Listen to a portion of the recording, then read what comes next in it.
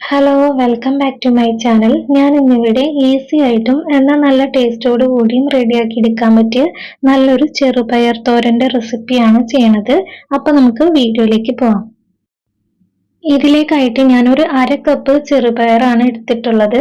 അത് നല്ല പോലെ ഒന്ന് കഴുകിയിട്ട് 1 മണിക്കൂർ നേരം ഒന്ന് വെള്ളത്തിലിട്ട് കുതിർത്ത് എടുത്തിട്ടുള്ള ചെറുപയറാണിത്. ഇനി നമുക്കിതൊന്ന് വേവിച്ചെടുക്കണം. പ്രഷർ കുക്കറിലാണ് ഈ പയർ വേവിച്ചെടുക്കുന്നത്. അപ്പൊ നമുക്കിതൊരു കുക്കറിലേക്ക് ഇട്ട് കൊടുക്കാം. ഇനി ഇതിലേക്ക് ആവശ്യത്തിനുള്ള ഉപ്പും 1 കപ്പ് വെള്ളം കൂടി ചേർത്ത് കൊടുക്കുന്നുണ്ട്. ഇനി ഇതൊന്ന് മിക്സ് ചെയ്ത് കൊടുക്കാം. ഇനി നമുക്കിതൊന്ന് അടച്ചു വെച്ചിട്ട് ഒരു 2 വിസിൽ വന്ന വരെ ഒന്ന് വേവിച്ചെടുക്കാം. ഇപ്പൊ ഒരു 2 വിസിലൊക്കെ വന്നിട്ടുണ്ടായിരുന്നു. പയറൊക്കെ പാകത്തിന് വെന്ത് വന്നിട്ടുണ്ട്. പയർ ഒത്തിരി കുഴഞ്ഞു പോണ ടൈപ്പിൽ വേവിച്ചെടുക്കരുത്.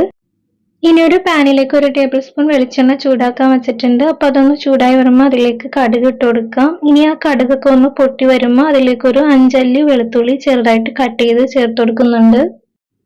ഇനി അതിലേക്ക് ഒരു 8 അല്ലി ചെറിയ ഉള്ളി കട്ട് ചെയ്ത് കൂടി ചേർത്ത് കൊടുക്കാം. ഇനി കുറച്ച് കറിവേപ്പിലയും 2 വറ്റൽമുളക് കട്ട് ചെയ്ത് കൂടി ചേർത്ത് കൊടുക്കുന്നുണ്ട്. ഇനി ഈ ഉള്ളിയൊക്കെ ഒന്ന് മൂപ്പിച്ചെടുക്കാം. ഉള്ളിയൊക്കെ മൂത്ത് വന്നു കഴിയുമ്പോൾ അതിലേക്ക് 1 ടീസ്പൂൺ മുളക് പൊടിയും 1/2 ടീസ്പൂൺ മഞ്ഞൾപ്പൊടിയും കൂടി ചേർത്ത് കൊടുക്കാം. പൊടികൾ ചേർത്തതിന് ശേഷം 1 മിനിറ്റും കൂടി ഇതൊന്ന് വഴറ്റിയെടുക്കാം. ഇനി ഇതിലേക്ക് നേരത്തെ വേവിച്ച് വെച്ചിട്ടുള്ള പയർ ചേർത്ത് കൊടുക്കാം.